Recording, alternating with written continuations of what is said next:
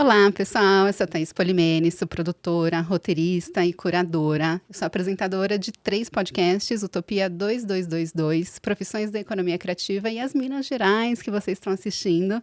Então, já pega o seu café, seu pãozinho de queijo, o nosso já está chegando. Logo, logo a gente vai comer um pão de queijo aqui e entra nessa conversa com a gente. Eu estou gravando aqui uma série de conversas sobre a Semana de 22 e o modernismo. E por que eu vou falar sobre isso? Porque a gente está divulgando o espetáculo infanto-juvenil Pindorama Modernista, que é baseado no texto do Leonardo Cássio, que é o meu sócio. Então, a gente vai conversar com mulheres que abordam esse tema, seja nas suas pesquisas ou nos seus trabalhos. E hoje eu estou aqui com a Carolina Casarim. Ela é graduada, eu vou ler porque é bastante coisa. Coitados. Ela é graduada e mestre em letras pela UFRJ e doutora em artes visuais também pela UFRJ. Ela é figurinista e professora de história do vestuário e da moda. Faz parte do coletivo de moda e decolonialidade Encruzilhadas do Sul Global. E escreveu um livro incrível chamado Guarda-roupa Modernista, o casal Tarsila e Oswald e a moda, publicado pela Companhia das Letras. Seja bem-vinda, Carolina. Obrigada. Nossa, incrível todos os seus trabalhos. Nossa, eu descobri muita coisa sobre a Semana de 22, só pesquisando sobre o que você pesquisou. E antes, assim, eu queria falar, antes da gente falar, né, sobre a sua pesquisa, eu queria falar sobre um tema que você tem abordado em algumas entrevistas e alguns podcasts que eu ouvi, que foi sobre as bolsas que você recebeu, né, pela CAPES e tal. E eu comentei, né, sobre o Pindorama Modernista, e ele só foi possível ser realizado graças a um programa de ação cultural do governo de São Paulo, e com patrocínio da Coca-Cola e da... Peraí que tem mais. Forte Leve. Importante. Que são programas de governo, né? Então, eu queria que você contasse um pouco sobre a importância, né, desses programas de governo que possibilitaram suas pesquisas. Ah, ótimo. Bom, eu fiz graduação, mestrado, doutorado, sempre com bolsa de pesquisa. Desde a iniciação científica, terceiro período da graduação, eu já tive uma bolsa de pesquisa. Pequenininha, né, lá no início. Então, assim, se não fossem as bolsas de fomento à pesquisa no Brasil, esse livro certamente não existiria, minha pesquisa não existiria. E durante o doutorado, eu tive bolsa sanduíche, que é uma bolsa que a gente recebe para ficar algum tempo do doutorado fora do Brasil, em algum lugar, aprofundando a pesquisa, justamente, né? E aí eu fiquei 6 meses em Paris, mergulhei nos arquivos em Paris, buscando material sobre a relação de Tarsila do Amaral e Oswald de Andrade com a moda. Levantei muito material inédito, que de fato ninguém conhecia no Brasil, a documentação, as fotos e tal. Então, se não fosse a bolsa sanduíche, que eu tive bolsa da CAPES durante o doutorado inteiro, e depois ainda a bolsa sanduíche também da CAPES, esse material, que não é meu, que é nosso, porque, inclusive, ele foi financiado por todo mundo que paga imposto, ele não estaria hoje em dia disponível para que outras pessoas possam continuar aprofundando a pesquisa, continuar pensando e refletindo sobre a Tarsila e o Oswald, entendeu? Então, achei muito bom você começar com essa pergunta. Porque a gente realmente é muito a favor mesmo, sabe? Disso, assim, desses programas de governo, porque é isso, imposto também é pra gente fazer coisas para a população, né?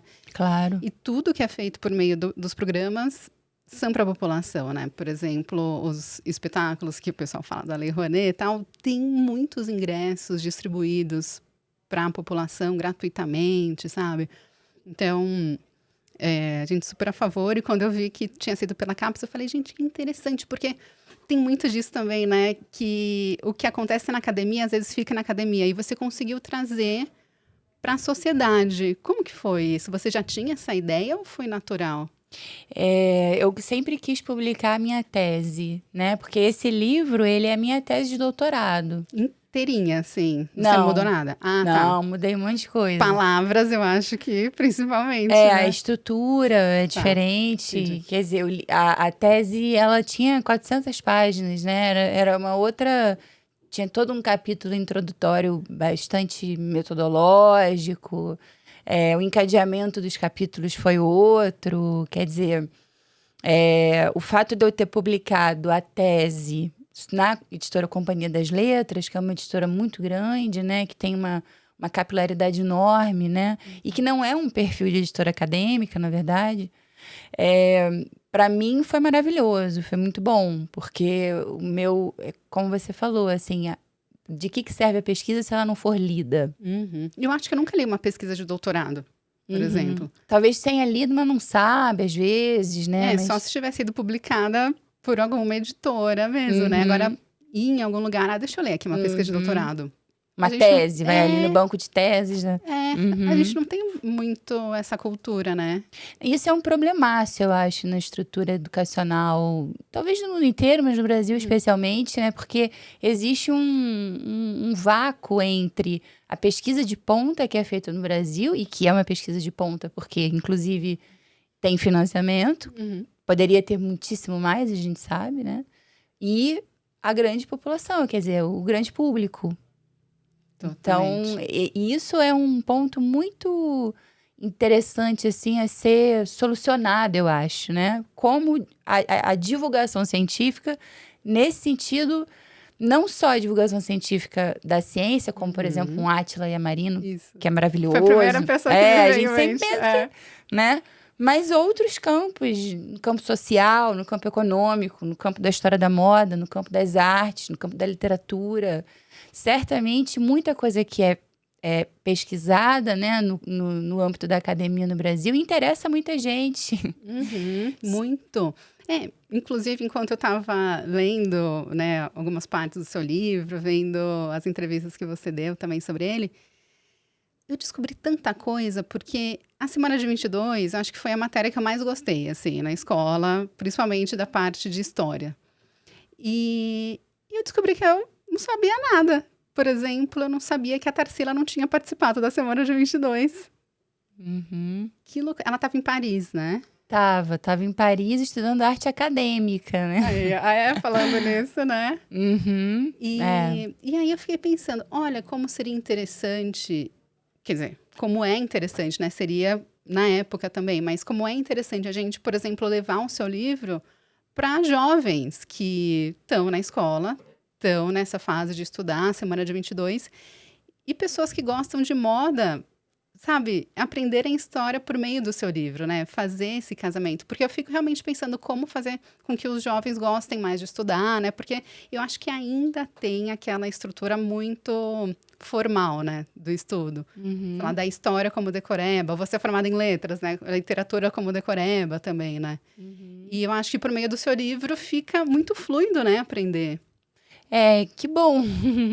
Porque é isso, assim, apesar de ter um perfil muito acadêmico, né, assim, fiz toda essa trajetória da academia, né, eu sempre quis muito ser lida, realmente, assim, é meio um desejo um pouco utópico, né, porque é raro uma acadêmica best-seller.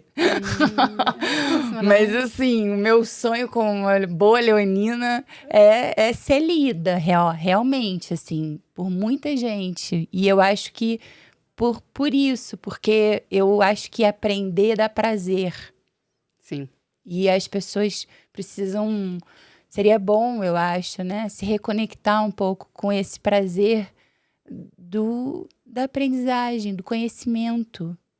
E é muito gostoso o jeito que você escreve, que você apresenta, né? O seu livro tem fotos, né? E eu estava vendo que a sua pesquisa foi baseada na teoria do Roland Barthes, né? Explica um pouquinho como que é essa teoria. A minha metodologia de pesquisa tem muito a ver também com a minha orientadora de doutorado, que foi a professora Maria Cristina Volpi, que é uma das... Existe toda uma geração, hoje em dia, cada vez mais se estuda moda no campo acadêmico no Brasil, né? Mas houve pioneiras, né? A Gilda de Melo Souza, por exemplo, que escreveu O Espírito das Roupas, numa tese de 51. Nossa. Ela escreveu sobre Macunaíma também, né? Ela também escreveu sobre Macunaíma, escreveu sobre a obra do Mário de Andrade, sim. E escreveu sobre a moda no Brasil no século XIX.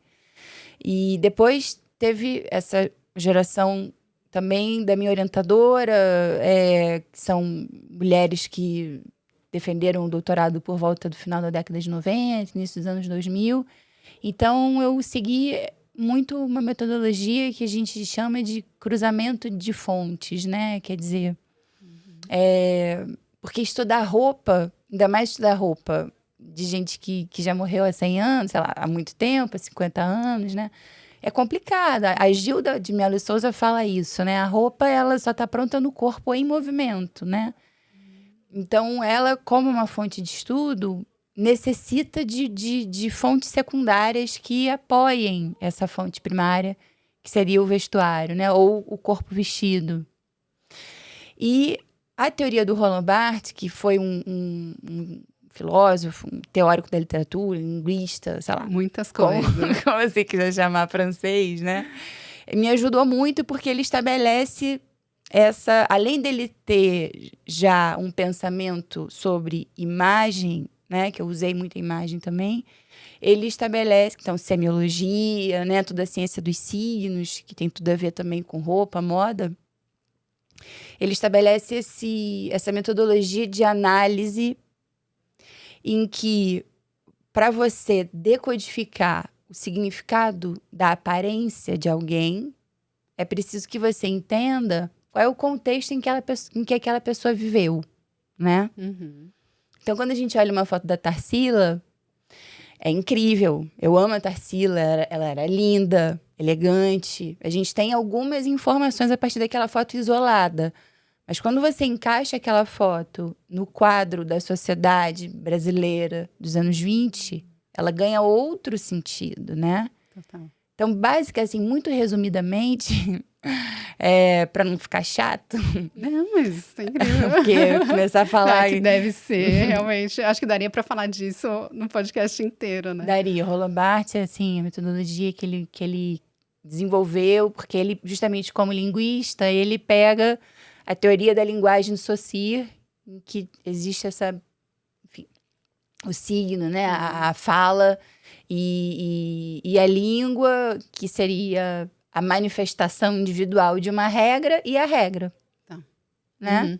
Perfeito. E aí, é isso. Quer dizer, o nosso vestir, por mais individual que a gente seja, por mais que a roupa ajude a construir a nossa identidade e tudo mais, mas a gente está sempre submetido a uma regra do vestir, né? Uhum. Tem que estar na sociedade, assim, meio que alinhado, né, com que... E não é totalmente declarado, né? Por exemplo, a gente vinha aqui gravar o podcast hoje. Eu poderia ter chegado aqui, sei lá, com um vestido de noiva. Uhum, exatamente. Mas seria um pouco estranho. Total. Mas ninguém não precisa me dizer, não, você não pode ir com vestido de noiva, porque eu já sei, isso é a gramática da roupa, né? Agora, o fato de eu ter vindo com uma camisa listrada, com uma saia, com tênis, aí é a minha fala, né?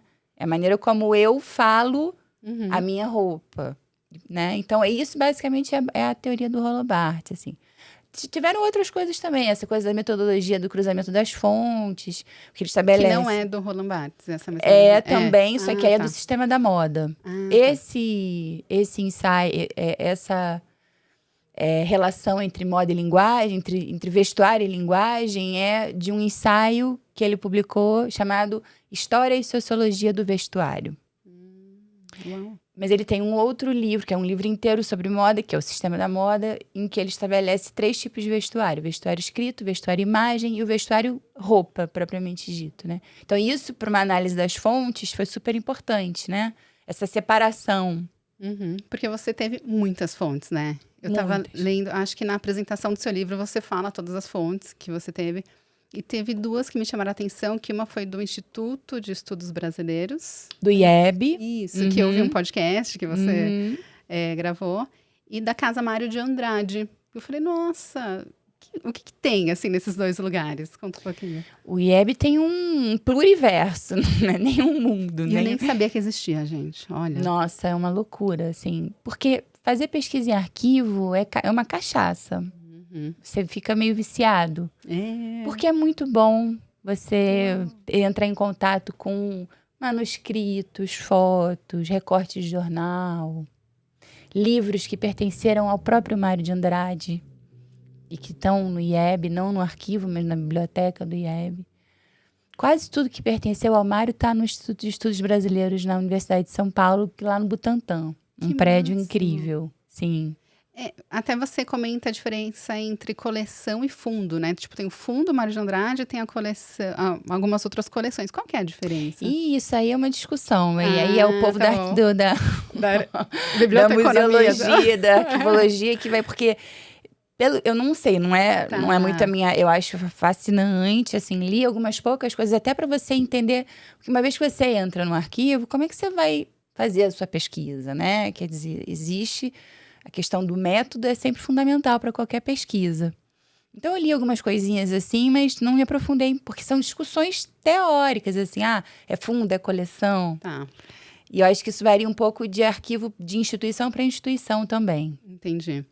E a Casa Mário de Andrade fica onde? Aqui na Barra Funda. Inclusive, está em obra, agora está aumentando, né? Acho que vai virar um museu do modernismo, pelo que eu estou entendendo. Que massa. Bem legal, é. E lá também tem arquivos do Mário, como que é? Não. Ou não? Lá tem pouquíssima coisa, tem... É mais a casa mesmo, onde ele morou. Que máximo. E alguns objetos. Uhum. Ele desenhou alguns objetos, alguns móveis, estantes. E aí tem uma exposição fixa lá, uma exposição permanente, isso chama Morada do Coração Perdido, que eu acho que o curador foi o Carlos Augusto Calil, que é bem bonita, tem umas reproduções de fotos, tem um óculos que era do Mário, tem o negócio de dar forma no sapato, que é uma peça de madeira bonita também. Não tem muitas fontes na casa, mas não. É legal para ir, para ver onde ele morou. O ambiente, né? É uma coisa que o Mário fez, que eu também descobri estudando sobre você e tal, foi que ele shippou o casal Tarsila e Oswald há 100 anos, gente. Então, vocês acham que foi o Instagram que inventou? Não foi. O Mário de Andrade apelidou o casal de Tarcivaldi. Uhum. Gente, sim. Eu achei o máximo. Eu falei, nossa, mas naquela época já tinha isso? Nossa, sim. E aí, uma outra coisa também, né, que... Então, a Tarsila conheceu o Oswald, foi por meio da Anitta, né? Uhum. Foi isso? Foi. Depois da semana de 22. Sim. E aí, eles se casaram em... Eles se casaram em outubro de 26 só. Tá. Mas eles começaram a namorar porque a Tarsila, ela já tinha sido casada uma vez. Super à frente, né? Porque naquela época, para se separar... A família dela era super à frente, né? Isso é muito importante, que eu acho que quase não é dito. Uhum. E eu acho que é muito relevante, porque se a família da Tarsila fosse outra, se o pai da Tarsila tivesse sido um homem como a maioria dos homens àquela altura, a gente não teria tido a Tarsila. E nem o Tarcivaldi. Nem o Tarcival, muito menos o Tarcivaldi. Ó, chegou o pão de queijo? Então vamos. Leonardo. Bem mineiro, né? Bem mineiro. Aliás, eu acabei nem comentando com você, as Minas Gerais não é nem por causa do estado, é para falar das mulheres, então as Minas de Paulista, de Gerais. Só que, coincidentemente, a minha mãe é de Minas, então tudo foi você não é mineira? Não sou mineira, mas minha mãe é de Minas. Quer dizer, toda a família da minha mãe é de Minas. Então, vamos lá, galera. Eu amo Minas.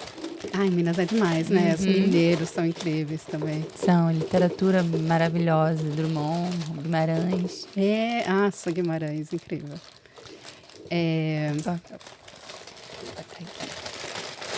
Quer um cafezinho? Quero. Opa, Ih, o microfone. Até o microfone O microfone também quer pão de queijo. Eu acho. Ó, gente, quem trouxe aqui o pão de queijo foi o Leonardo, que escreveu um texto baseado... Quer dizer, escreveu um texto sobre essa peça já. modernismo. Vai estrear dia 11 de março. Não sei quando vocês estão vendo isso, mas vai estrear dia 11 de março no Teatro Everett. A Livraria Cultura, que o teatro ainda continua. A livraria, acho que também, né, Léo?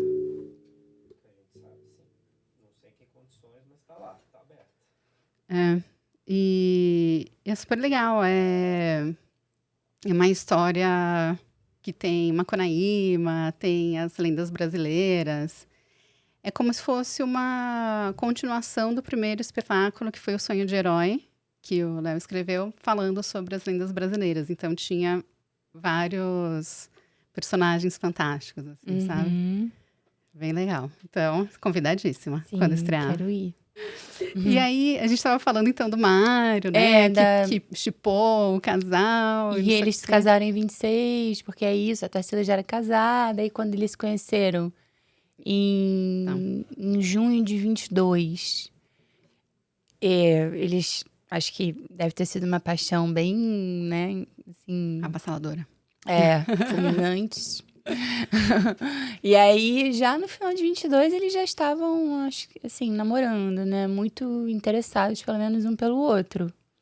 Mas entre 23 e 25, que é quando acontece o noivado oficial, que é quando o Mário faz o poema Tarcivaldi, em dezembro de 25, eles ficaram um pouco escondidos, na verdade. Porque como a Tarsila era casada ainda, apesar de já estar separada há mais de 10 anos do primeiro marido, que era um primo da mãe, e que, bem típico, né? Esses casamentos endógenos, né? Entre pessoas na mesma família, bem na norma da aristocracia rural, né? E os dois, a família dos dois eram de São Paulo? Sim, sim. A família o Oswaldo, na verdade, a família da mãe do Oswaldo era de Belém do Pará, do norte do país. O Oswaldo era sobrinho de um dos criadores da Academia Brasileira de Letras. Esqueci o nome. Eu só vi aqui depois o sobrenome da mãe da Inês. Eu lembrei, esqueci 2 vezes já. É Inês o nome da mãe do Oswaldo. E o tio dele... Aqui. Inglês de Souza. Inglês de Souza. Então, Inês inglês. A Inês Henriqueta Inglês de Souza era o nome da mãe dele. E aí, então, ela era de uma família do norte do país e o pai do Oswaldo era de São Paulo. Não sei se ele era do interior de Minas, assim, originalmente, mas enfim, sudeste, essa coisa, esse eixo do poder sudestino. Todos eles eram muito ricos, né? Com exceção do Mário.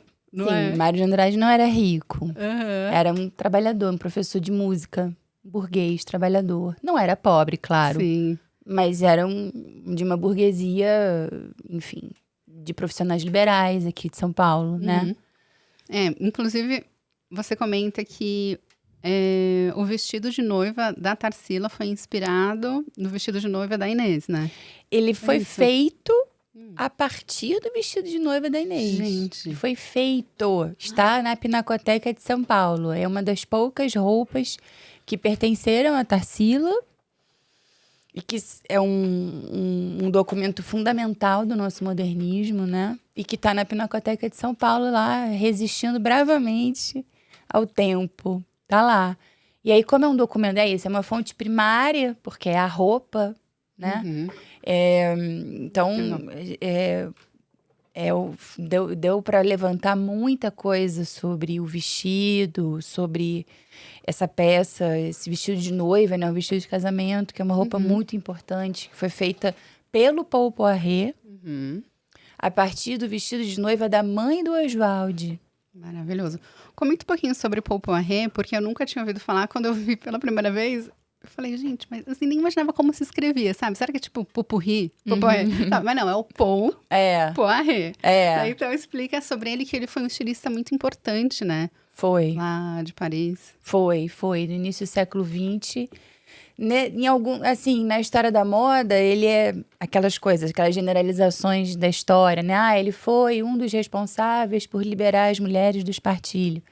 Realmente, ele foi uma figura, antes da Primeira Guerra Mundial, muito importante nesse movimento de modernização do vestuário feminino, né? Ali no final da Belle Époque, ele tem muito a ver com o nascimento e a consolidação da arte moderna em Paris. Ele era amigo de pintores Fauve, que é um estilo, né, de arte moderna. Ele era colecionador de arte moderna também. Ele foi um dos primeiros, talvez o primeiro dono do Les Demoiselles d'Avignon, que é um quadro super importante do Picasso. Então, na moda, ele foi, assim, lançou algumas novidades que fizeram muito sucesso na época. E bastante arrojado, assim, nas criações dele, né? Então, moderno nesse sentido. Sim. E ele usava... Porque a moda da Belle Époque, que é um pouco anterior ao Oswald... O Oswald não, o Paul Poiret, desculpa. Tá. Ele ainda atuou durante a Belle Époque, porque ele atuou antes da Primeira Guerra Mundial. Mas ele já imprime uma diferença em relação ao que as mulheres usavam, a elite, né, das mulheres usavam antes e depois das suas roupas. Então, ele cria vestidos coloridos, que naquela altura não era a moda, não era a norma, né? Na Belle Époque, as mulheres usavam tons muito esmaecidos, né? Muita renda, aquela cintura muito apertada, né? A silhueta peito de pombo, que a gente diz, né? Que tem um espartilho que projeta o busto da mulher para cima e o quadril para trás e um pouco para baixo. E o Poiret, ele propõe um outro estilo de vestuário. Ele tem muita pesquisa em vestuário oriental, que os europeus chamam de exótico, né? Eu até ia te perguntar qual é a relação do Paul Poiret com o exótico. Sim. Porque tinha muito isso, né? Dos modernistas brasileiros falarem de brasilidade, mas, ao mesmo tempo, procurar um estilista em Paris. Mas era um estilista que já tinha essa pesquisa com o exótico, assim, né? Exato, ele já tem toda uma filiação histórica com a ideia do exótico, dos exotismos, né? Que é uma ideia, assim, eu não debato isso na minha tese, mas é um debate, né? Total. Quer dizer, o que é o exotismo, Exato. né? E que, inclusive, já está sendo feito por algumas pessoas, né? No campo da moda, inclusive, né? Porque, então, para Tarsila e Oswald... Agora, tem uma coisa que é importante dizer. O Poiret, na década de 20, então, ele fazia muito sucesso antes da Primeira Guerra Mundial, com essas inovações estilísticas, né? Assim, tanto em termos de propor uma modelagem um pouco diferente do que as mulheres usavam na época, como cores também, ornamentos nas roupas, bordados, né? Que introduziam muito na moda francesa feminina essa ideia do Oriente, do exótico e até do folclórico, né? Que é um pouco os países do leste europeu ali, né? São vários níveis de exotismo, digamos assim, né? E aí ele vai lutar na Primeira Guerra. Gente. Ele é alfaiate na Primeira Guerra, ele tem lá um posto no exército francês. Quando ele volta, e aí ele fecha a maison dele durante a Primeira Guerra. Quando ele volta, o quadro da moda já era outro. E existe uma diferença muito importante no gosto das mulheres da elite nesse momento, que é a relação com o luxo. Então, aquele luxo ostensivo da Belle Époque, de que o Poiret ainda fazia parte, apesar de uma outra forma, mas as suas roupas são roupas exuberantes, né? São roupas que ostentam uma ideia de feminilidade, uma ideia de luxo, de poder.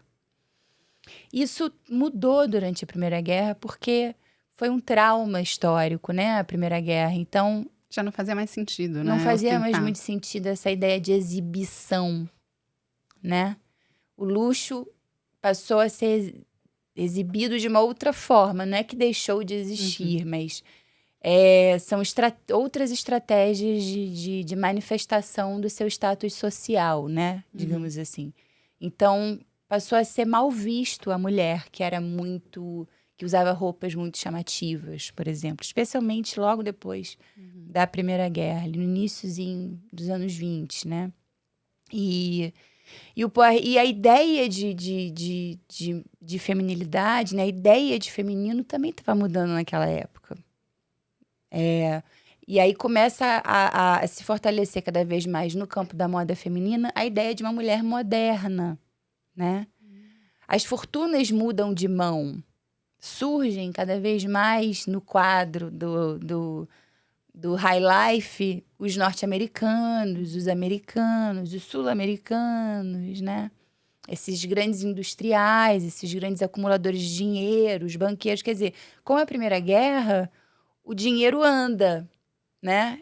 Assim, os nobres quebram, é o tiro de prata da aristocracia europeia, né? Na aristocracia europeia, aquela ideia daquela nobreza e tal, isso tudo deixa de existir, cada vez menos, né? E então, uma nova concepção de milionário aparece, né? Então, isso tudo muda a moda feminina. Porque mudam as clientes, muda a maneira de comprar, muda a maneira de vender, né? Muda a maneira de criar roupa de alto luxo. E o Poiret, ele meio que perde um pouco o bonde da história nesse sentido. Ele volta, ele reabre a sua maison, enfim, a Tarsila é cliente dele entre 24 e 28, 29, né? Então, quer dizer... Mas, para você ter uma ideia, ele vende a Maison no final de 24.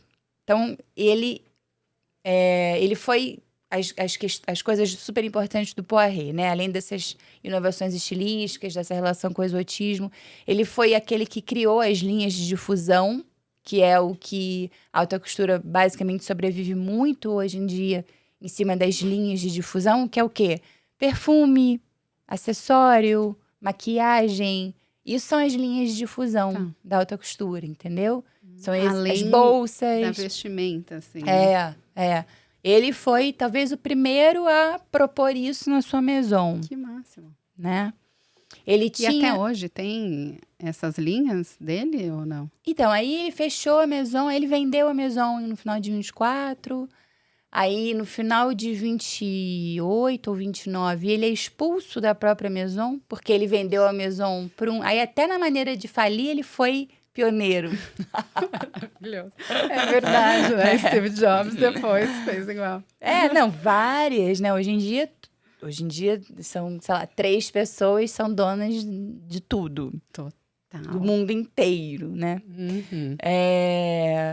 Então, ele vende para uma associação de banqueiros, a Maison Paul Poiret, e depois, mas fica como diretor criativo, mas depois de alguns anos, os banqueiros expulsam ele da Maison Paul Poiret, que tinha o próprio nome. Olha a loucura. Muito.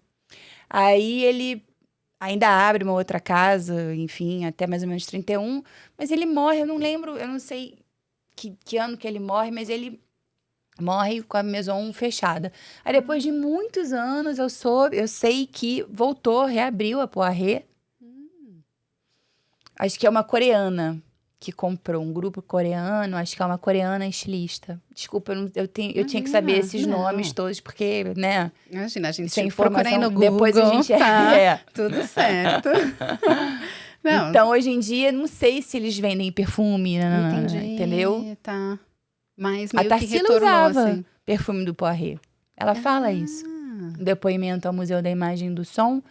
Dá para acessar pela internet. O depoimento da Tarsila é muito emocionante ouvir a voz da Tarsila. É muito legal. Realmente, eu não tenho ideia de como seja. Que legal. E tem um vídeo da Tarsila também. Um filme do Carlos Augusto Calil, de 72, que é sobre a vinda do Blaise Cendrars para o Brasil. E ele entrevistou, no cinquentenário da semana, alguns modernistas que ainda estavam vivos àquela altura. E ele entrevistou a Tarsila. Então, tem vídeo da Tarsila. Já na cadeira de rodas, enfim. Ela morre um pouco depois disso. Ela morre 1 ano depois, eu acho. Mas é bonito, né? É muito emocionante você ver aquela pessoa que você, né? Só viu em livro, né? E que você... Por que os modernistas importam para o Brasil, além de tudo? Porque, pela razão que você falou, a gente estuda eles na escola. Desde o início, desde criança, a gente tem contato com a Semana de Arte Moderna, com a arte moderna no Brasil, com Macunaíma, com o Pronominais do Oswald, Me Dê um Cigarro. Todo mundo tem esse poema na cabeça. Com Abapuru, entendeu? Então, é por isso, eles nos constituem como brasileiros. Eu até estava ouvindo também um podcast de umas pessoas questionando isso da semana de 22, porque foi muito concentrado em São Paulo e não necessariamente representa o Brasil. Uhum. O que você acha disso? Porque, né, eu sempre estudei em São Paulo, morei em São Paulo, então para mim faz muito sentido estudar a semana de 22, porque afinal a gente estava aqui.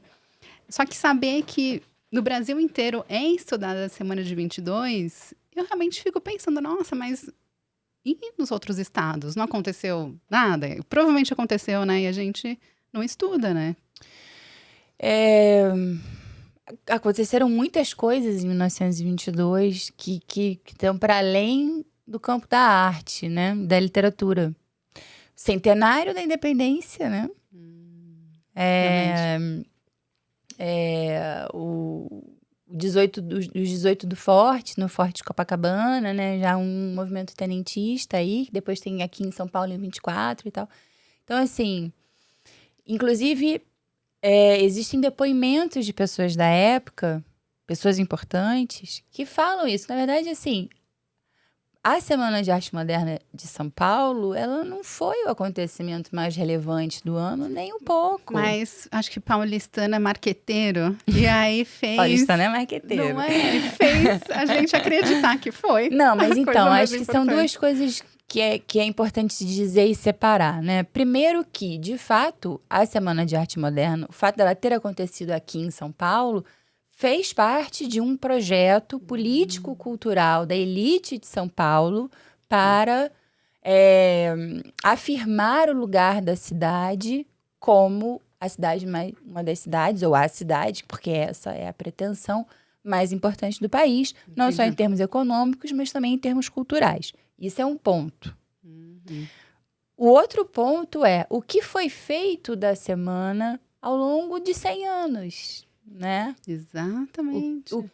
Como é que o discurso sobre a semana, em todos os campos, da crítica, enfim, da história, tornou a semana o que ela é hoje. É isso. Né? Então, acho que são esses dois elementos que a gente tem que pesar na hora de avaliar a Semana de Arte Moderna no Teatro Municipal de São Paulo, em fevereiro de 1922, entendeu? É claro que havia muitas outras coisas acontecendo no Brasil. Arte moderna, às vezes sim, também, claro, né? Até porque São Paulo... Primeiro que também tem um outro elemento. Houve pessoas de outros estados, né? Na Semana de Arte Moderna. Não foi só um evento... Não foi um evento feito só por paulistanos, nem paulistas. Isso é importante dizer também. E... Agora... A arte moderna, ela não foi a semana que instituiu a arte moderna no Brasil, né? Quer dizer, a Anita Malfatti já estava expondo a arte expressionista em 14 aqui em São Paulo, em 1914. O Segal chega ao Brasil em 1914, eu acho, ou 13. Em 17 tem a exposição de arte moderna da Anita Malfatti, que o Monteiro Lobato escreve a tal crítica, e isso, inclusive, é um elemento de aglutinação do grupo moderno aqui em São Paulo. Porque a arte moderna era vista como mau gosto, não era? Sim. Né? Pelos críticos, né? Por parte da elite, né? Que eram os críticos. Mas era só porque era uma coisa diferente do que estava acontecendo. Esse embate em relação à arte moderna, essa disputa em relação à arte moderna, ela já acontecia na Europa também, né? E também aqui no Brasil, essa disputa se manteve na constituição do campo aqui no Brasil também. E sim, é a legitimação de um outro estilo de arte, de uma nova forma de se compreender a arte. Então, aqueles mais atrelados a uma arte dita, né, e considerada antiga, que é a arte acadêmica, consideravam a arte moderna uma arte de mau gosto. Assim como a poesia moderna também, né? Porque perdia muito separada daquela forma fixa, né? Que estabelecidos, parâmetros já estabelecidos para o que é uma arte de bom gosto e o que é uma arte de mau gosto, né? Agora, é isso, quer dizer, se você pensa, por exemplo, né, nas revistas que eram produzidas aqui no Brasil, na imprensa brasileira, já era uma imprensa super moderna. Assim, já havia ilustrações nas revistas, já havia revistas ilustradas, por exemplo, né? Já havia charts, já havia desenhos que têm um componente de arte gráfica muito moderno. A própria ideia do jornal, a própria ideia da revista em si, as gravações musicais, as obras teatrais. Então, cinema, fazia cinema na década de 20 aqui em São Paulo. Então, assim, a vida moderna, ela vai se infiltrando no cotidiano das pessoas. Então, por exemplo, o Olavo Bilac, que é um poeta parnasiano, ninguém nunca vai pensar no Olavo Bilac como um moderno, nunca, jamais. Claro que ele nunca foi moderno, mas ele escrevia para jornal. E não escrevia poemas parnasianos para o jornal. Então, assim, isso. São os agentes da arte, eles estão sempre jogando. Muitas vezes eles estão jogando nos dois campos, digamos assim. Tá. Eu fico pensando, porque hoje em dia, quer dizer, ainda não deveria, né? Mas muita gente separa a alta cultura, a baixa cultura, que não existe, né? Mas as pessoas fazem isso, mas colocando a baixa cultura como algo popular. Então, a alta cultura, quem tem a grana, né? Geralmente chama o que gosta de alta cultura. Só que na arte moderna, a arte moderna era feita por quem tinha grana também, né? Sempre. E era criticada também por quem tinha grana ou não, necessariamente? Também, né? Sim. Por eles mesmos, assim. Mas nem todo mundo que fazia arte moderna tinha grana, né? Tá. E nem todo mundo que criticava a arte moderna tinha grana e... Enfim, eu acho que não... O dinheiro sempre é um componente muito importante, porque, enfim...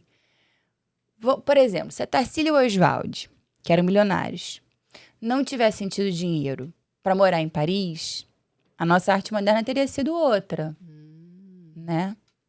Eu gosto mais de pensar, assim, em termos muito específicos de análise do que partir para as grandes generalizações.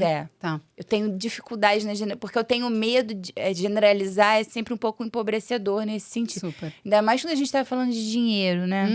De matéria, que é tudo muito palpável, né?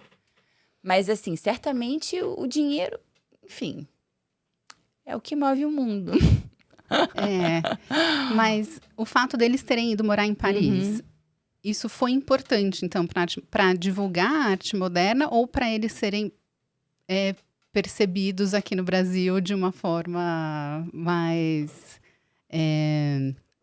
com menos preconceito, assim, será? Sim, com certeza. Nos dois pontos. Tanto foi importante para divulgar a arte brasileira no exterior, como para autorizar os nossos artistas brasileiros a fazer uma arte moderna no Brasil. Entendi. E essa é uma das chaves de leitura da moda, da aparência, por exemplo.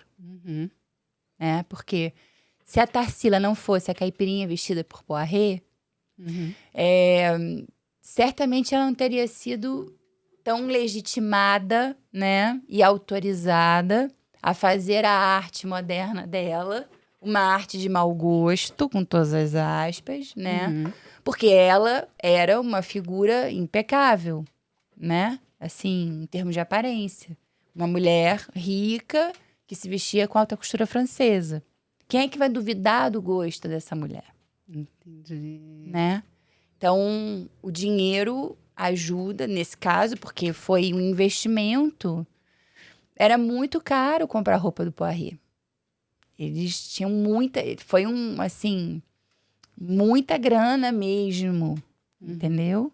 Porque não são só as roupas do Poiret. Porque de que vale eu ter roupa do Poiret se eu moro em São Paulo, que, enfim, naquela altura ainda não era essa megalópole frenética que a gente experimenta hoje, né? Não vale nada. Tá. Então, assim, Onde é que ela circula com a roupa do Poiré? Isso. Ah, muito Quem legal. vê ela com a roupa do Poiré? Né? Isso faz toda a diferença. Uhum. E aí é muito interessante, porque quando a gente estuda aparência, a gente estuda ocasiões, né? Sempre.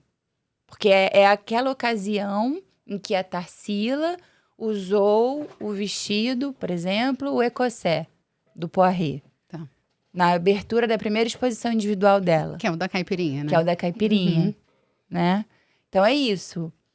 Qual foi a ocasião? A abertura da primeira exposição dela em Paris. Que foi em que ano? 26. Em Paris. Ela expôs aqui em São Paulo quando? 29 só. Uau! Uhum. Tá. E a primeira exposição individual da Tarsila no Brasil foi no Rio de Janeiro, porque é isso, era o Rio de Janeiro, enfim, Sim. né?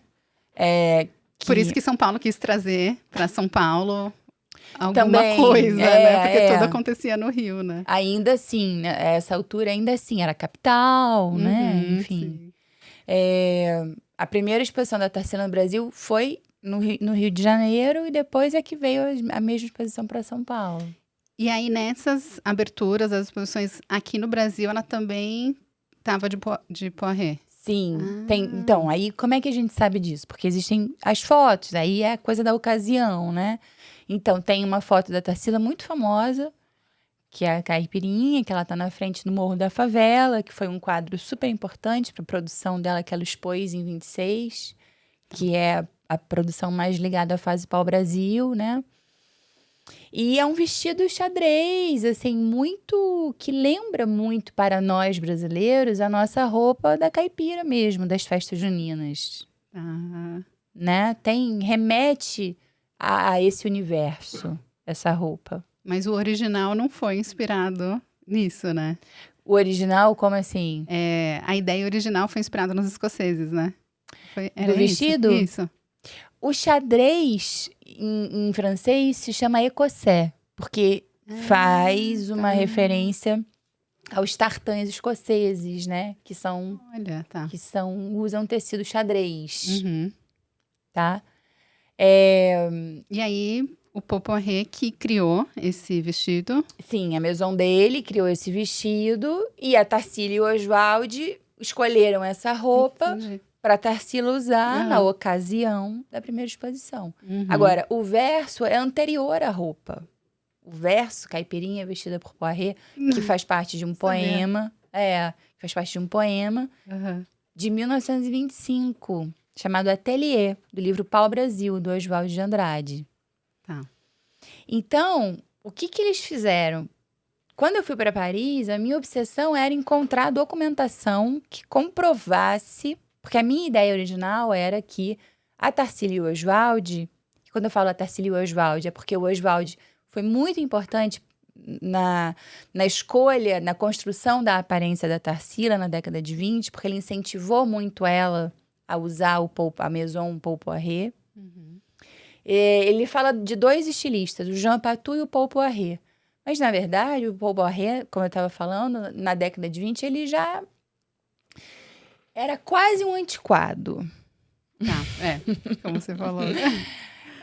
É um pouco, assim, eu fico com um pouco medo de falar isso, porque é preciso estabelecer que parâmetros eu estou utilizando para dizer que o Paul Poiré na década de 20 era um pouco antiquado. Mas, para ilustrar, basta a gente pensar que, no mesmo ano em que a Tarsila usou o Écossais, que é um vestido xadrez, longo, volumoso, com saia volumosa, com manga comprida, com manga bojuda, com laçarote no braço, ou seja, um vestido muito enfeitado e ornamentado e colorido, a Chanel estampava a capa da Vogue norte-americana com o pretinho básico, comparado Muita diferença, né? ao Ford T, ou seja, é isso que eu estou chamando de moderno e antiquado. O que é o moderno? São esses índices de modernidade que foram introduzidos no vestuário feminino na década de 20 e que tinha acontecido a mesma coisa com a roupa masculina há 100 anos, quando foi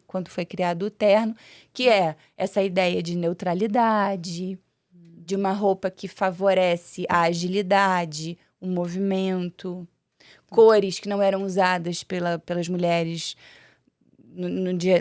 durante o dia, por exemplo, o preto, o bege, né? Cores mais neutras. Então, isso são os tais índices de modernidade. Quando a gente compara as criações do Poiret com menos ornamentos na roupa, uma valorização maior do corte da roupa e menos do ornamento. Essa briga, entre aspas, entre ornamento e corte, ela é um dos grandes pontos de virada da história da alta costura, que é um momento de transformação na produção do vestuário de luxo, em que o ornamento perde lugar em termos de valorização de uma estética, de elegância, para uma roupa mais simples, menos adereçada, que tem um tecido melhor, um caimento melhor, favorece os movimentos e tal. Aliás, muito legal você ter citado essa alta costura, né? Que então Oswald e Tarsila eram vestidos de alta costura. Total. A gente pode falar isso. Sim, a Tarsila, porque o Oswald também, mas é porque quando a gente pensa alta costura na década de 20, a gente está falando de roupa feminina. Olha. Não tá. E a roupa masculina seria o quê? É a alfaiataria. Entendi, tá. E hoje em dia continua essa diferença? Continua essa diferença. Existem marcas da alta costura que fazem coleções masculinas, tá?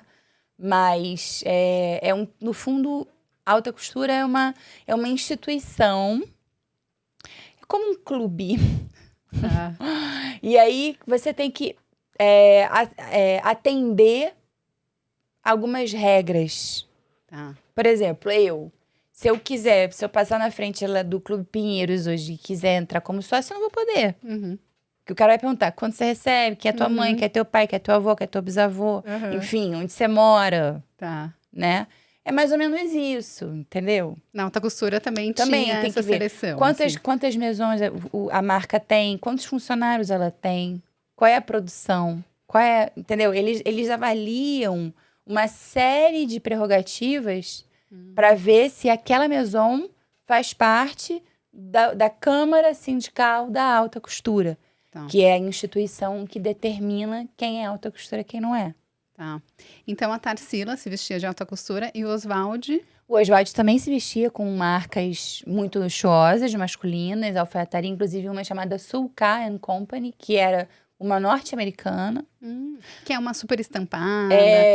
Que tem a ver com a Revolução do Pavão, é isso? Tem a ver com a Revolução do Pavão. Isso? A Revolução do Pavão é da década de 60, né? Mas na década de 20 já começa a acontecer uma mudança estrutural na roupa masculina também. Porque a roupa masculina era, até hoje é um pouco assim, claro, mas na década de 20 era muito sisuda, né? Uma roupa basta de... Na década de 60 muda tudo, mas inclusive existem relações interessantes entre a década de 20 e a década de 60, assim, na moda. Então, é como se a década de 60 tivesse concluísse um processo que se inicia na década de 20 de liberação dos modos, de maneira geral, né?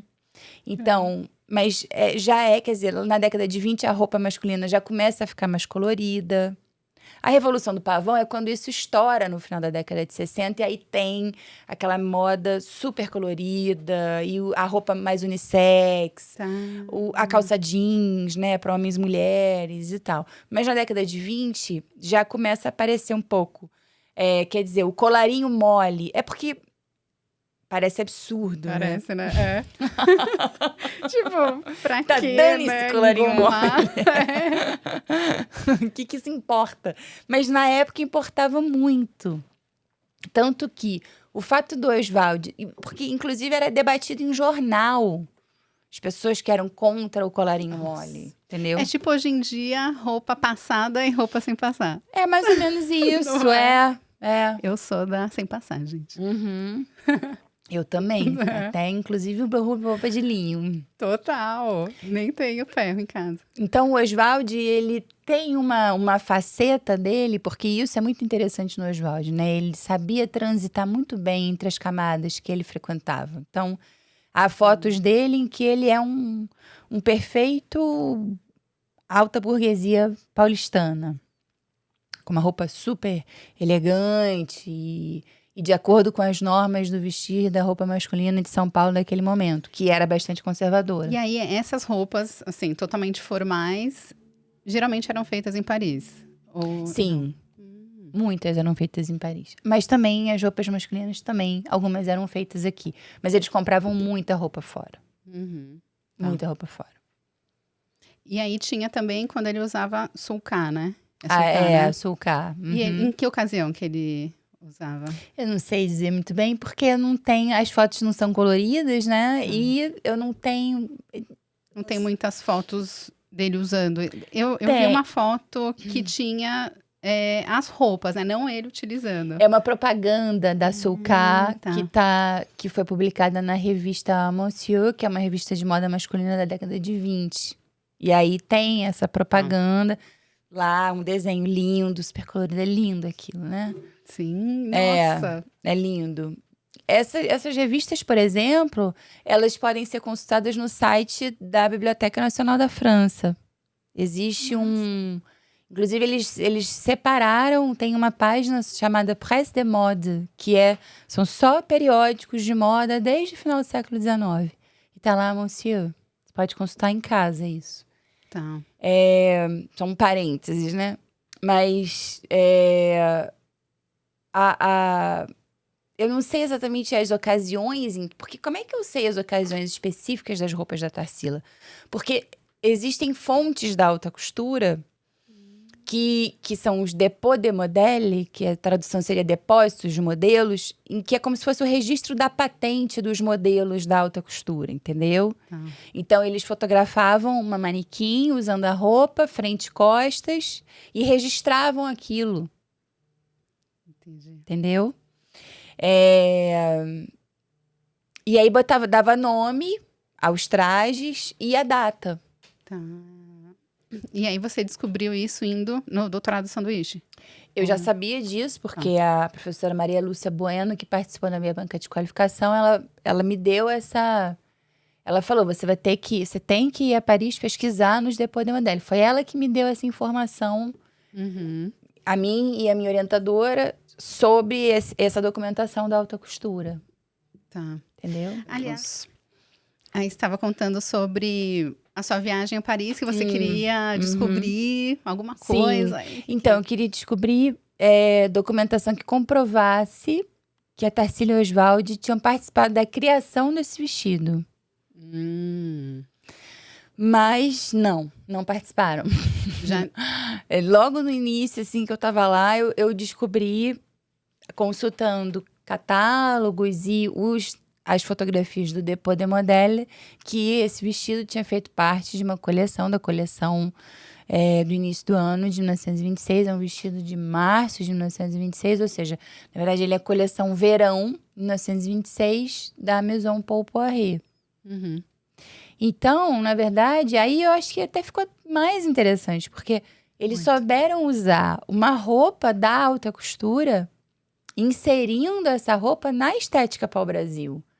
Porque o verso é anterior à roupa, né? Gente, mas parece que foi feito tudo junto. Para assim, eles, né? é muito impressionante. Em outra dimensão foi feito tudo junto. Porque não é possível. Mas não, foi um vestido feito pela Maison. Então, o verso é anterior. Os quadros da Tarsila, aquelas cores, aquelas formas geométricas, né? O vestido conversa com isso tudo. Então, eles inserem, o casal, né? Insere uma roupa da alta costura na arte moderna brasileira, de alguma maneira, né? Eles têm essa...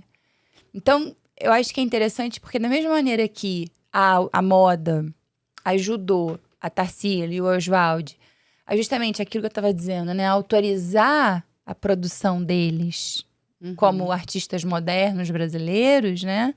Ou seja, legitima, né?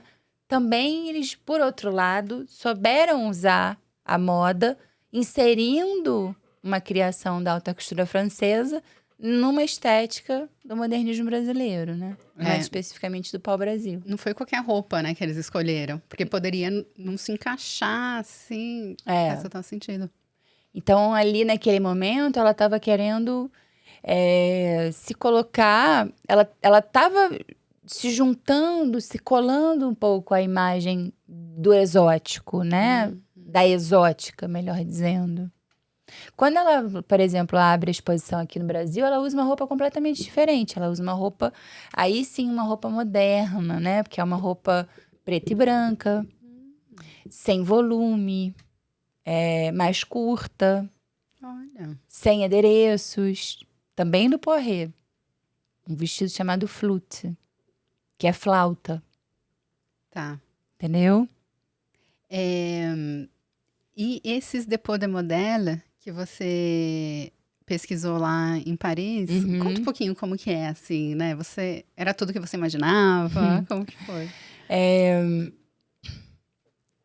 Foi muito melhor do que eu imaginava, porque é isso, é um mundo, é uma fonte inesgotável de pesquisa, porque sobre a alta costura você pode levantar muita informação, entendeu? Porque a maioria das maisons, ela fazia esse tipo de registro. Então, entre 1900, um pouquinho ali, 1910 até 1950, assim, muita documentação sobre o que foi produzido pelas maisons francesas nesse período, com nome, data, foto, proprietários dos modelos, né? Porque as fotos eram carimbadas pelos proprietários das maisons. Às vezes, dependendo da casa, eles colocavam pedaços dos tecidos, então você tem informação sobre cor, sobre tecido. E aí existem algumas instituições em Paris que têm esses documentos, essas fotos. Eu comecei pesquisando no Museu de Artes Decorativas, na Fototeca, e depois eu fui para os Arquivos de Paris, que é é como se fosse assim, um arquivo central da cidade de Paris, né? Que tem a maioria dessas fotos estão lá, né? São pastas, assim, pelo menos do Poiré, são pastas enormes e separadas organizadas por ano, por data, né? E aí como é que eu fiz, né, essa pesquisa? Eu tinha em mente as fotografias da Tarsila, na década de 20, meu recorte foi década de 20. Então, eu tinha, de um lado, as fotografias da Tarsila, com aquelas roupas, e de outro, eu fui olhando uma a uma as criações, os registros da Maison Paul Poiré, entre 24 e 29, vendo qual era a roupa da Tarsila, entendeu? Isso é o tal do cruzamento das fontes, entendeu? E aí eu fui achando... tá aqui, a Amélie. Aí a Tarsila, uma fotografia lá no Jardim da Luz com um vestido. A Amélie, é o mesmo. Nossa, deve dar uma emoção, né? Quando você Nossa, encontra. é muito emocionante. Muito emocionante. Aí o nome, a data. E tem muita coisa que... os recibos também foram importantíssimos, né? No levantamento do guarda-roupa da Tarsila. Porque nos recibos você tem os nomes das roupas, a data da compra, o valor, se era uma roupa em liquidação ou não. Então, tem roupa da Tarsila que a gente não tem foto dela, mas como tem o recibo, e pela data do recibo, e pela data do registro no depô, você cruza e você... então, porque os nomes às vezes se repetem, né? Mas você cruza lá, essa aqui, Manteau Casuar. Manteau Casuar, tá lá no recibo, tá lá no depô de 1926, entendeu? E aí a gente vai levantando o guarda-roupa da Tarsila assim. Então, em relação à Tarsila, ficou mais fácil estudar as ocasiões. Porque essas fotografias no depô, elas são muito precisas em relação às informações, entendeu? Em relação ao Oswald, é um pouco mais complicado. Você estava falando quando que ele usou o sulcá. Não sei exatamente quando.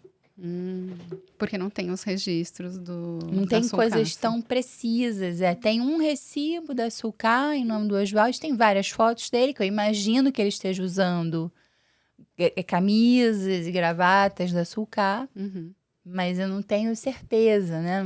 Não dá para ser taxativo em relação a isso. Tá. Eu queria que você mostrasse, então, um pouquinho do seu livro. Gabriel, é melhor para essa câmera? Para Isso. Aí Tá. mostra só a capa, assim, pro pessoal ver. Uhum. E algumas fotos incríveis, assim, é que você acha mais legal, sei lá, que você acha mais importante ou que significa alguma coisa pra você, sabe? Bom, tem a foto da... Essa foto da capa eu amo. Maravilhosa. Ela tá com uma roupa do Paul Poiret. E onde que foi? É num navio, não sei Chique. exatamente, muito chique, eu amo. Né? Eu acho que é uma foto de 27. Por quê? Porque eles estão abraçados, né? Eles estão Uhum. muito próximos um do outro. Então, eu imagino que eles já estivessem casados aqui, pela proximidade corporal deles. E ela tá com um vestido, com uma roupa linda chamada Riga, do Poiret. E o Oswald também tá com uma roupa super, um estilo meio milionário norte-americano, uma coisa meio Muito, né? despojada, né? Poderia ser Mas muito usada elegante. hoje, assim. Super, É. super. Tem a foto da caipirinha, né? Que eu acho que tem Sim, que... essa é legal. A gente falou tanto, né? Que essa daqui, ela não tá muito grande no livro, mas... Tá. Esse que é o Nossa, que legal. Écossais, né? Esse aqui é o registro do Dépôt de Modèle, do Écossais. É assim que aparecem as fotos do Dépôt. Nossa, muito bem feitas. Muito bem feito. Muito nítidas, né? Muito, muito.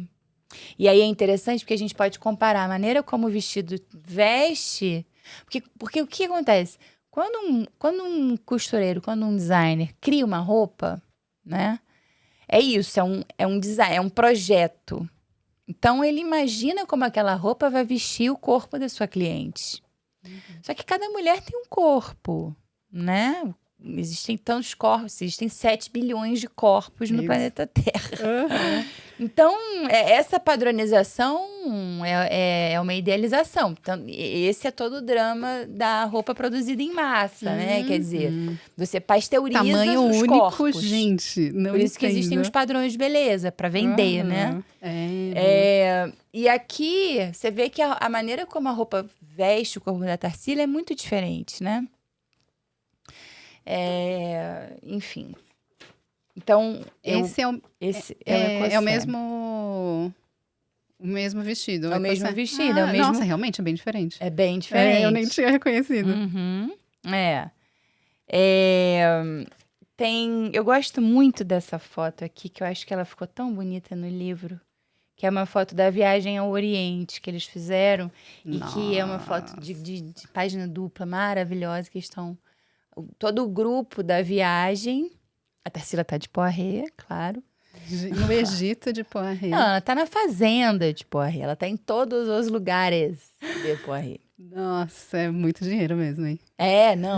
O investimento material foi altíssimo. E eu amo essa foto que ela tá... É maravilhosa. Porque quem fez essa viagem ao Oriente foi a Tarsila e o Oswald, que já eram noivos nessa altura. O Nonê, que era o filho do Oswald, e a Dulce, que era a filha da Tarsila, e mais 2 casais de amigos deles. Então, foi um grupo. E eles estão todos aqui em cima de camelos, diante das pirâmides. É uma foto clássica da elite brasileira, não só da brasileira. O Dom Pedro II tem uma foto dessa. A Olivia Guedes Penteado tem uma foto dessa. Tipo hoje, na frente da Torre Eiffel. Né? Tipo na frente, exatamente, ó. Ou na e Times aqui Square. É a propaganda da Sulca, que a gente se referiu. Gente, é muito bonito. É lindo, né? Todas essas estampas. É bem diferente, realmente, do que era utilizado na década de 20, né? Muito. Muito, muito diferente. Outra coisa. E aqui, esse é o tal do vestido flute. Ah, que lindo. Que é lindo e que eu consultei no Victoria and Albert. Porque não exatamente esse vestido pertenceu à Tarsila, mas o mesmo modelo. Entendi. E existe um modelo desse vestido flute na reserva técnica do Museu Victoria and Albert, em Londres. Então, eu fui lá e consultei, vi como vi os acabamentos, vi como a roupa é pelo avesso, vi como fecha, enfim, a consulta da roupa como uma fonte. Quando você vê a roupa em si, é outra coisa, que nem o vestido de noiva, né? Deixa eu mostrar uma foto aqui. Isso. Aqui são as partes do vestido de noiva, né? A capa e o corpete, que tem etiqueta da Maison Paul Poiret. Que tá na Pinacoteca? Uhum. Isso, né? Tá na Pinacoteca. E todo mundo pode ir... Agendar, e só sim, agendar, tá. é uma instituição pública, de consulta pública. Todo mundo que quiser fazer pesquisa pode ir lá. Nossa, perfeito. Tem muita coisa legal nesse livro, nossa. E assim, a gente falou bastante, né, sobre o guarda-roupa dos dois. Para dar uma resumida, então, como que era o guarda-roupa modernista? Luxuoso. Para resumir numa palavra, luxuoso. Uau! Então, é muita descoberta, né? Porque se eu não tivesse pesquisado, né, sobre o seu trabalho, eu nunca falaria que o guarda-roupa modernista, dos modernistas, seria luxuoso. Eu ia falar, exótico, sei lá, no mínimo, Também. entendeu? Também exótico. Acho que exótico também é uma boa palavra. Talvez exótico na visão É. dos europeus seria exótico, né? É. Mas na visão, dependendo da ocasião, na visão da Tarsila do Oswald também. Eles usaram isso, né? Como uma forma de inserção também nos meios franceses, né? Perfeito. Tem uma frase aqui que eu destaquei, que é da Gilda de Mello e Souza, que você cita no seu livro, que é a moda é a mais humana das artes. Comenta um pouquinho sobre ela, porque eu achei que dá pra gente refletir bastante, né, sobre essa frase. Porque a moda, por muitas pessoas, não é levada a sério, né? Não é nem vista como arte. Eu lembro que teve uma época que a Marta Suplicy, que era, acho que, ministra da Cultura, tinha inserido desfiles de moda para poderem ser investidos por meio da Lei Rouanet, para receber investimentos por meio da Lei Rouanet. E aí todo mundo começou a reclamar, porque moda não é arte e tal, mas Gilda de Mello e Souza já falava que a moda é a mais humana das artes. Explica um pouquinho sobre isso. Eu acho que é uma discussão também. Eu acho que nem sempre moda é arte, mas muitas vezes é.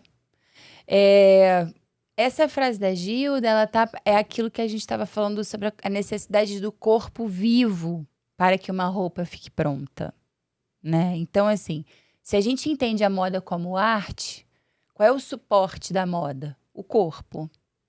Da mesma maneira que o suporte de uma pintura é a tela, o suporte da moda é o corpo, né? Então, Verdade, tá. por isso que a moda é a mais humana das artes, porque ela precisa do corpo humano para existir.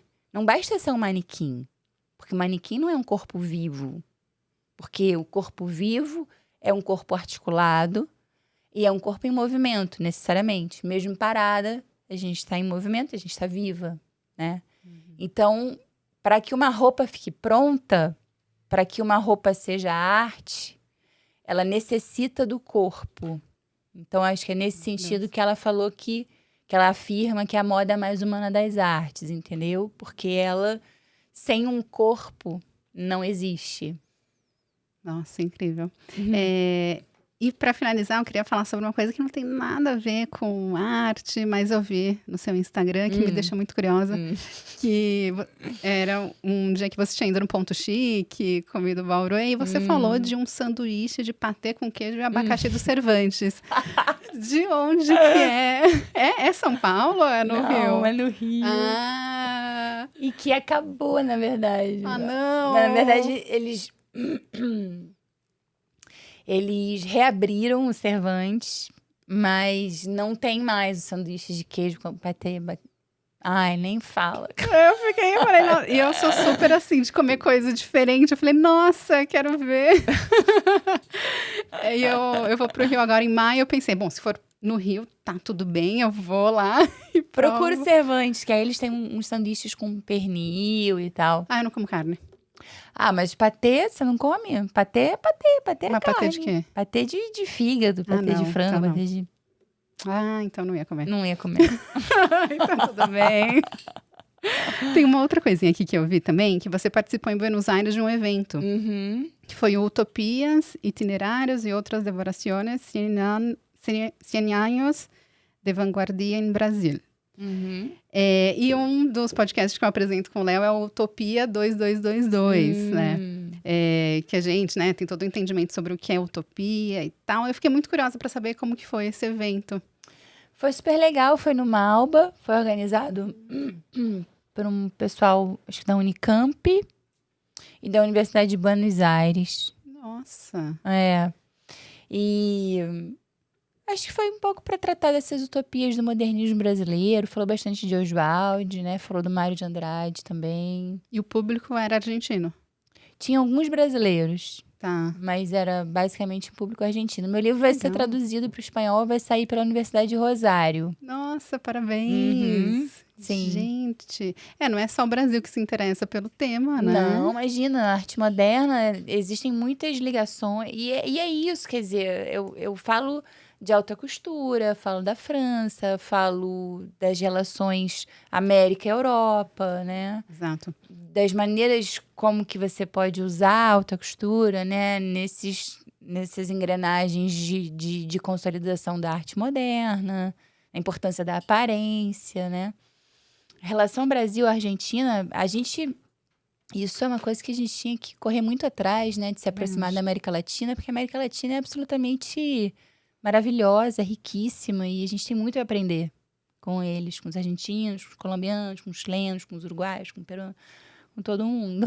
Muito, né? E às vezes a gente, sei lá, vai pra fora e nunca pensa em ir aqui pra América Latina e conhecer, né?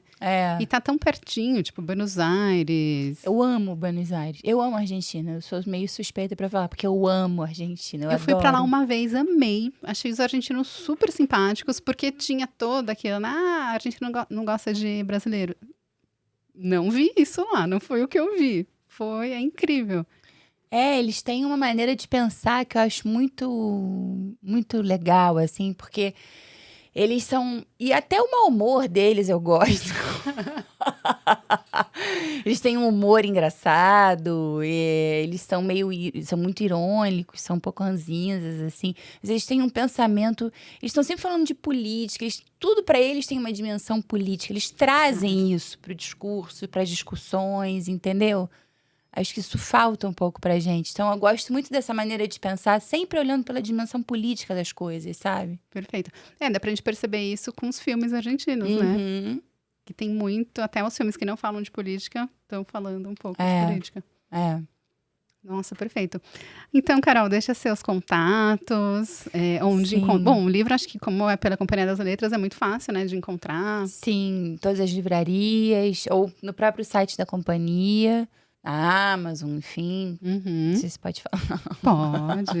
Ainda não temos patrocinadores, então pode falar. E o meu Instagram é @carolina_casarim. Eu sempre também procuro, enfim, gerar algum conteúdo que seja relevante. Gosto muito de escrever também, escrevo, né? Então, tô sempre publicando coisas por lá. Apesar do Instagram não ser muito uma rede da escrita, mas, enfim, é muito limitado, né? Mas é isso, e aí entrar em contato lá sempre vai me achar. Ai, nossa, eu tenho te acompanhado no Instagram, tem muita coisa legal Obrigada. mesmo. Parabéns, super importante. E é legal que também quando você publica em outros lugares, tem como colocar o link, né? Então a gente pode ter acesso a tudo isso por lá. Nossa, parabéns pelo trabalho, pelo livro, pela pesquisa. Muito importante. Parabéns pelo podcast, é bom, né? É gostoso, né? É importante. Ter bastante tempo pra gente conversar, né? Porque às vezes, né, sei lá, tem alguma gravação que, 5 minutos pra falar sobre alguma coisa. Fala do seu livro. Nossa. E aí, sobre o que é seu livro? 300 páginas resumidas em 3 minutos. Incrível. Muito obrigada. Nada, imagina. E pessoal que assistiu ou que está ouvindo, se inscreva no canal, ative o sininho para receber as notificações. Se inscreva também no Spotify, eu acho que é seguir no Spotify, avalie aí a gente. E quem gostou, deixa um comentário. Se vocês quiserem que a gente fale sobre outros temas também, pode deixar um comentário também. O Instagram das Minas Gerais é asminagerais.xyz. Obrigada, Carol. Nada.